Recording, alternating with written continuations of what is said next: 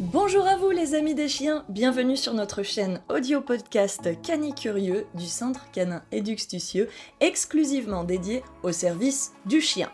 Ici et au fil des semaines, nous répondons tous les lundis à 6h à vos questions posées sur nos réseaux, que ce soit sur Facebook, sur Instagram, à Neji-the-lazy-sam, Neji the Lazy Sam d'Éduxtucieux, sur notre chaîne aussi YouTube, qui est une chaîne à la demande avec la télé des chiens composée par des vidéos sur les mêmes thématiques, donc sur le monde canin qui est aussi entre séries sur l'alimentation canine, conseils de toiletteurs, mais aussi conseils éducatifs et comportementaux gratuits, des jeux tutos bricots et astuces pour jouer avec votre chien, des produits canins phares à découvrir, des infos sur l'élevage canin, des promos événementiels et des voyages, des vidéos historiques, anecdotiques et des conseils vétérinaires et de bons soins, puis nous passons aussi à travers les sports canins bien sûr, et enfin menons des interviews diverses et variées disponibles sur des découvertes de protagonistes et de professionnels clés du monde canin.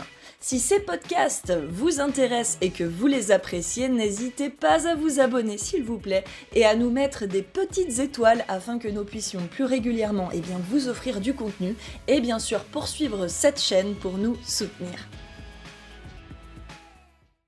Bonjour les amis des canins, j'espère que vous avez passé une agréable semaine depuis la dernière fois et surtout un beau week-end. Je vous avoue que de mon côté, j'attends impatiemment de partir à l'aventure chercher des champignons avec mes toutous car c'est la saison et il a été un peu retardé avec ce beau temps qu'on salue quand même tout de même. Aujourd'hui, je vais vous parler de l'apprentissage de la propreté suite à la question de Marianne qui nous a contacté, qui nous demande « Je redoute l'arrivée de mon chiot car je vis chez mes parents et ils sont un peu maniaques de la propreté. Comment éviter les pipis caca ratés ?» Hello Marianne et merci pour ta question sur laquelle nous allons un peu papoter ce jour parce qu'il y a pas mal de trucs à dire. Déjà félicitations Marianne car c'est important aussi, adopter et accueillir un nouveau chiot a toujours été pour moi un moment unique et hors du temps. Ces petits êtres ont le don de t'apporter une lumière incroyable dans tes journées et beaucoup de bonheur si bien sûr tu t'y es déjà préparé et que ce n'est pas un achat ou une adoption sur un coup de tête, puisque ça va quand même demander un peu de travail, avouons-le. En tout cas, on va déjà t'aider un peu pour ce qui est de la propreté aujourd'hui, et je te rappelle que tu trouveras plein de podcasts gratuits sur ce thème sur notre chaîne Spotify, mais aussi des vidéos sur YouTube. Et si tu veux être au top du top, eh bien tu as notre formation fondamentale qui est sortie il n'y a pas longtemps et qui n'attend que toi, où que tu sois, et pour t'accompagner à vie, les résultats sont époustouflants, et vous allez bientôt voir les chiots qui ont fait partie du programme sur YouTube. Donc tu la retrouveras si jamais sur notre site et son prix est largement accessible avec plus de 70 thématiques guidées en vidéo et commentées avec des plannings de travail clairs et adaptés en fonction de tes besoins et de son bon développement progressif pour tout faire juste et ne rien rater Marianne avec une centaine d'heures d'accompagnement visuel et auditif concret sur les thématiques. Alors, on va prendre les choses par le commencement si t'es d'accord pour parler de la propreté parce qu'il y a quand même un ordre. Lorsque ton chiot est né, il n'avait pas le réflexe de faire ses besoins seul. Sa maman lui léchait donc le bas du ventre pour stimuler le réflexe et déclencher ses besoins. Bon appétit. Le premier mois, voire un peu plus, c'est donc elle qui nettoie et on remercie toutes les mamans chiens qui écoutent ce podcast en tant qu'éleveur aussi pour cela, puisque ça nous limite un petit peu le travail le premier mois. Ainsi, en gros, la maman va garder son petit nid propre et comme les excréments sont sucrés, vu que les chiots se nourrissent de son lait, eh bien c'est un peu une source de protéines, de sucre rapide pour elle. Miam miam. Mais ce que tu dois retenir, c'est donc que le chiot va évoluer dès le plus jeune âge dans un nid propre, donc un environnement propre. C'est donc un bon démarrage pour toi. Dès le deuxième mois, la maman va commencer ce qui s'appelle la phase de détachement, un petit peu comme ta solitude avec ses chiots, et elle ne va plus systématiquement donc nettoyer les excréments du chiot, ce qui signifie que c'est à nous, éleveurs, de le faire, et on galère un peu, je t'avoue, pendant un mois si nos chiots ne vivent pas en extérieur. On démarre une forme d'apprentissage de la propreté pour éviter qu'ils ne continuent à faire leurs besoins dans la caisse ou dans le parc, puisqu'ils grandissent et veulent aussi sortir. Mais c'est quasiment impossible s'ils vivent en intérieur et avec 7 chiots, je t'avoue par exemple d'être toujours parfaitement raccord là-dessus. S'ils n'ont pas accès à l'extérieur, c'est pas forcément aisé, soit 24 heures sur 24. Si c'est cependant le cas et que les chiots vivent en extérieur, on fait rapidement les choses pour leur apprendre de concept, c'est-à-dire que on peut aussi, même s'ils sont en intérieur et qu'on fait vraiment ce métier-là, les sortir pendant les jeux, après manger et après les dodos, histoire d'être sûr de marquer des points de pipi caca si tu veux, des miles sur la carte de l'apprentissage en extérieur et féliciter. Puis si on les attrape bien évidemment en flagrant délit, et bien sûr on leur dit simplement non, on les prend et on les guide gentiment vers l'extérieur pour qu'ils finissent et on récompense le tout. Donc voilà ce que l'éleveur fait s'il fait bien son travail et s'il le peut. Mais intéressons-nous désormais à toi. Le chiot vient d'arriver à partir de 2 mois, l'âge révolu et obligatoire minimum pour adopter, afin que la maman puisse faire son travail, et puis nous, en tant qu'éleveurs, le nôtre. Et maintenant que tu sais déjà ça, tu verras rapidement si la propreté a déjà été initiée à l'élevage, si le chiot a par exemple le réflexe de faire dehors, très souvent, ou ne le fait presque pas dedans en fait, si tu n'exagères pas bien évidemment dans les délais pour qu'il se retienne entre les sorties, parce qu'il a vécu par exemple en extérieur, et l'intérieur n'est pas du tout habituel pour lui pour faire ses besoins, mais on y reviendra un peu plus tard. Si par contre ton chiot fait automatiquement pipi sur tous les tapis que nous avons généralement dans les caisses de mise bas, que je t'encourage d'ailleurs à retirer pendant les 6 premiers mois pour éviter tout malentendu, et automatiquement qu'il le fait en intérieur, même sans aller sur le tapis, on va avoir un peu de travail, mais ne t'inquiète pas, ce n'est pas grave, cela fait partie des joies, si je puis dire, de la petite enfance. Tu regretteras ces moments quand il sera un peu plus vieux, crois-moi. Alors Marianne, tout comme pour les dents, les muscles de la vessie chez les chiens, les sphincters, ne sont pas achevés chez les chiots dans le développement avant environ l'âge de 6 mois ou plus, selon la taille de la race, cela va dépendre. Plus c'est grand, en gros, plus c'est long dans le développement, mais c'est un peu logique, non? Donc, de cette information, tu sais que même s'il voulait, ton chiot ne pourrait pas se retenir trop longtemps parce qu'il n'en a tout simplement pas la capacité physique, la capacité morphologique. Alors on va se concentrer pour l'aider sur des moments clés où l'on sait que les muscles de la vessie, un peu chewing-gum, ne vont pas se retenir longtemps, et regarde, c'est assez simple. En cas d'émotion forte pour commencer, donc si ton chiot a peur, parce qu'il a vu un autre chien par exemple très grand qui arrive dessus pour jouer et n'a pas l'habitude, ou s'il est très très très content parce que tu rentres à la maison et veut lui dire bonjour, toute contente de le retrouver, et lui aussi d'ailleurs, alors c'est quasiment sûr que tu vas avoir un pipi raté, c'est un pipi d'émotion. Afin d'éviter cela, ce que je t'encourage à faire, par exemple, c'est à rentrer calmement, ne pas forcément lui donner trop d'intérêt tout de suite et vite le faire sortir. Ne te pose pas la question, va tout de suite ouvrir la porte ou emmène-le tout de suite dehors. Et ainsi, tu auras gagné un pipi d'émotion en moins, un pipi dehors, plus l'occasion de lui dire bonjour comme tu le souhaitais à la base et l'encourager avec une friandise en récompensant sa bonne action, soit le pipi dehors, parce que tu sais que émotionnellement, il n'aurait pas pu se contenir. Ensuite, et comme la vessie se remplit progressivement, tu te doutes bien qu'après la sieste, il va faire pipi. Donc guette les phases de repos et dès qu'il se réveille, sors-le rapidement. N'oublie jamais de mettre le mot pipi ou caca, ou ce que tu veux d'ailleurs, et de le récompenser. Ainsi, il associera l'action qu'il fait à ce mot que tu as choisi et le fera sur commande plus tard. Eh bien, crois-moi, c'est bien pratique. La nuit ou en cas de fort orage pour ne pas perdre trop de temps dehors et éviter les malentendus. Tout comme pour la sieste, le repos de la nuit avec une légère différence. Comme c'est plus long, il faudra bien le sortir avant, et si l'eau est à volonté, faire une coupure évidemment en milieu de nuit est recommandé pour le sortir. Tu devras rentrer seulement après son pipi, et si cela ne vient pas, je t'encourage à le faire marcher afin de mettre en action l'organisme, le corps, pour accélérer le processus d'évacuation en gros, pour ne pas attendre trop longtemps en pleine nuit, en caleçon ou en pyjama avec les voisins. Donc, avant le dodo, au milieu de la nuit, et tout de suite, au réveil, au moins jusqu'aux 4 mois, et ensuite ça devrait couler, et il devrait pouvoir tranquillement faire ses nuits, mais il y a des exceptions bien évidemment, comme c'est le cas pour les enfants parfois qui sont propres soit plus tôt ou parfois un peu plus tard. C'est la magie du vivant. Donc comme ton chiot va boire et manger, tu dois aussi considérer que cela va bien évidemment peser sur son estomac et sa vessie et donc appuyer sur les muscles. Voilà pourquoi je te recommande de le sortir 5 à 30 minutes après manger ou après avoir ingéré par exemple une grosse quantité d'eau.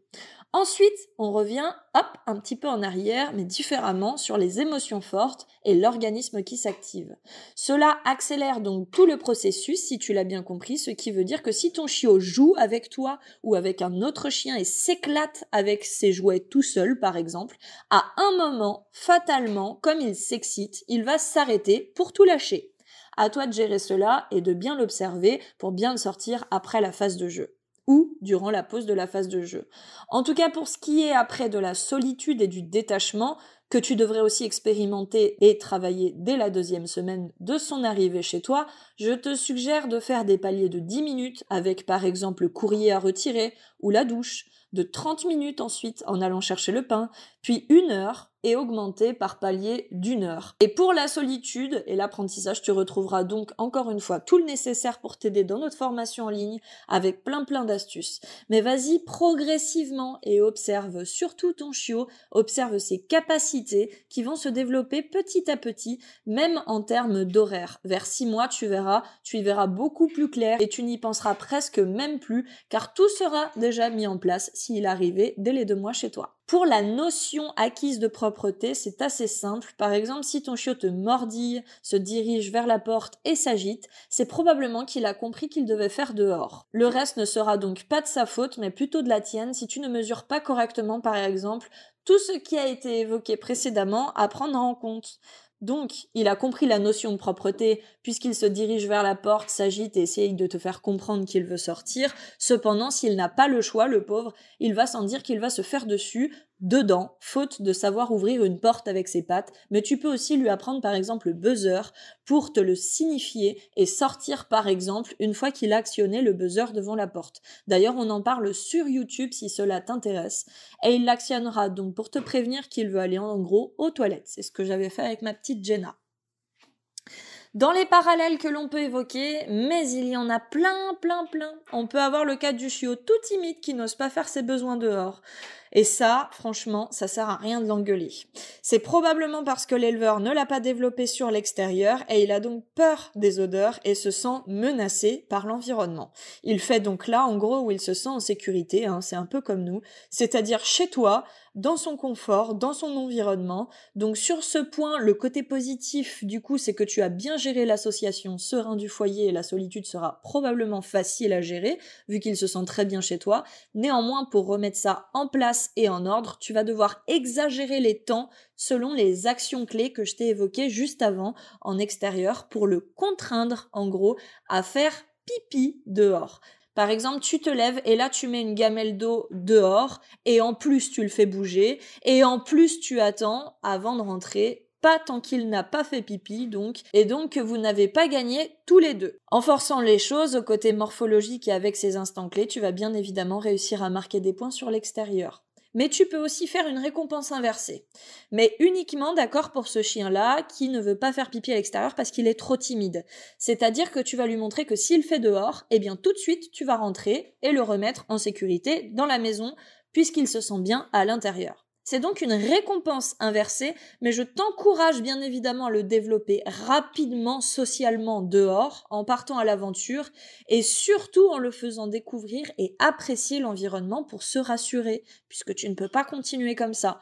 Tu peux par exemple initier des recherches de friandises en extérieur, ou même la recherche de sa gamelle, pourquoi pas, et de son repas, ou de ses croquettes dispersées dans le jardin, puis la forêt, puis dans la rue, etc.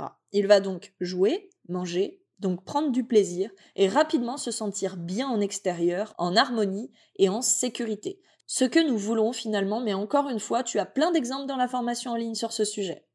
Pour les autres chiens qui n'ont pas ce problème, d'accord, donc qui n'ont pas cette peur de faire pipi dehors, je vous déconseille bien évidemment de faire rentrer le chien dans la seconde après qu'il ait fait son pipi en extérieur. Au contraire, jouez un peu, car si votre chien est malin, il va comprendre que si vous lui montrez que faire pipi c'est égal à rentrer à la maison et qu'il apprécie un tant soit peu l'extérieur, cela peut donc être perçu comme une punition et s'il vous plaît, ce n'est pas ce que nous voulons. Donc on passe 5 petites minutes en plus dehors après le pipi et on joue ou on marche un peu afin que les deux actions ne soient surtout pas associées. Enfin, rien ne sert de punir votre chien. Pourquoi? Parce que la fausse bonne idée, c'est de mettre bien évidemment la traditionnelle truffe dans les excréments, qui vous dégoûte vous peut-être, mais pas le chien, puisque rappelez-vous, la maman mange les excréments et nettoie le pipi. Donc génétiquement, ça ne devrait pas poser de problème. D'ailleurs, ils adorent le caca, mais on en parlera un petit peu plus tard dans certains cas de figure. Donc aucun souci là-dessus, franchement, ça va pas du tout les dégoûter. Et ensuite, vous allez plus le dégoûter, si vous voulez, du manque de patience et du manque de pédagogie de son maître qu'autre chose, dans le sens où vous ne vous intéressez pas à votre chien premièrement, vous êtes un mauvais guide deuxièmement, puisque vous perdez patience et donc vous n'êtes pas du tout une personne avec qui nous nous sentons en confiance et avons envie d'apprendre. Et la seule manière appropriée de dire non, puisque c'est possible de dire non à un chien, s'il se trompe, eh bien c'est de le prendre en flagrant délit, donc de lui dire non et de courir le plus vite possible pour le mettre à l'extérieur, dehors, et le laisser ainsi finir pour récompenser ensuite. C'est pas compliqué, dedans c'est non et dehors c'est oui, et en plus je te donne une récompense si tu fais dehors. Donc le chien n'est pas con, vous savez, c'est un opportuniste comme l'humain. Voilà donc comment ça marche, et oui on peut dire non, mais il faut saisir le bon moment et enclencher le mécanisme pédagogique pour lui montrer qu'est-ce qui est le oui.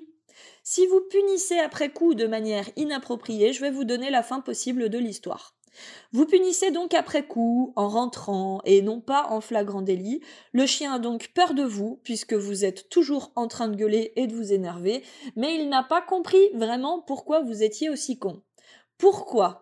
Parce que vous ne lui avez pas montré dans le bon sens comme expliqué précédemment, donc il se dit qu'il va se faire punir dès qu'il va vous voir, au pire, ou dès qu'il fait pipi ou caca, mais en fait il n'a pas du tout la suite de votre volonté, c'est-à-dire qu'est-ce que vous attendez de lui, soit aller en extérieur, donc il n'a pas la solution au problème. De ce fait, il va aller se cacher de votre regard pour le faire dedans, derrière le canapé, ou il va aller se cacher quand vous rentrez du travail, car il a associé que chaque fois que vous rentrez du travail, vous êtes con, vous êtes énervé, et vous allez lui en coller une. Sauf qu'il ne sait toujours pas pourquoi, même si vous avez le caca et le pipi en visible, parce que le chien vit dans le moment présent. Ce qui n'est pas votre cas, mais vous devriez travailler là-dessus. Les chiens nous apprennent beaucoup de choses. Donc s'il vous plaît, on fait ça correctement, et si le chien fait de la potomanie, c'est-à-dire qu'il boit tout le temps, on consulte s'il vous plaît un éducateur. Si le chien fait plein de pipi partout tout le temps, on consulte le vétérinaire pour voir éventuellement s'il n'a pas une cystite, soit une infection urinaire, etc. Je rajouterai un autre élément, si votre chien a peur et est inquiet, il peut tout à fait décider de faire pipi rapidement, mais aussi pour mettre ses odeurs et du coup se rassurer. C'est un fonctionnement canin sur certains chiens, ou d'autres au contraire décideront, comme on l'a évoqué précédemment, de se retenir de peur qu'on ne les retrouve avec leurs odeurs. Cela dépend du sujet en fait, puisque tous les chiens sont différents. Mais ce sont des fonctionnements canins et il faut les connaître. Si un chien aussi fait toujours pipi au même endroit, cela s'appelle une mauvaise association pédagogique. Il a appris qu'il fallait faire ici, donc on enlève si possible les spots qui peuvent toujours être sur l'endroit avec du vinaigre blanc pour bien nettoyer et tout détruire, du citron ou autre répulsif naturel. Et s'il vous plaît, on bosse sur les points évoqués précédemment pour marquer des points dehors, lui montrer que c'est cool de le faire à l'extérieur, voire on bloque la zone quelques semaines si cela ne suffit pas avec les répulsifs. Il resterait tant à dire et à enseigner, mais pour cela, vous avez aussi la formation qui est plus que complète sur ce point avec des vidéos et une checklist appropriée. Mais en attendant, je peux vous assurer que vous avez déjà l'essentiel dans ce podcast pour un chiot. Pour les marquages, etc., nous verrons cela en détail dès maintenant sur YouTube si vous en avez besoin dans la rubrique propreté sur la chaîne Éduquer Comportement, et plus en détail sur la formation spécifique qui vous guidera dans les troubles et dans les anecdotes canines en formation rouge, car il y a aussi une multitude de raisons et de cas de figure chez les chiens adultes pour de la malpropreté en troubles du comportement. En attendant, Marianne, je te souhaite beaucoup de bonheur et un peu de pipi et de caca en intérieur tout de même, comme pour ceux et celles qui nous écoutent et relativisent, parce qu'on sait que les accidents, ça peut toujours arriver. Donc prépare juste, s'il te plaît, les bons produits. Écoute bien ce podcast et bosse, tu verras, ça va aller très vite, ça va se mettre en place. Les chiens sont excessivement intelligents, surtout s'ils ont un bon professeur à côté d'eux. Mais sur cette thématique, je te fais déjà confiance, tu es déjà bien calé après ces quelques minutes avec moi. Donc à toi de noter et de pratiquer, et bon courage! Et pour nous, on se retrouve dès la semaine prochaine pour répondre à une nouvelle question. D'ici là, je vous souhaite une belle semaine avec vos toutous et à tout bientôt!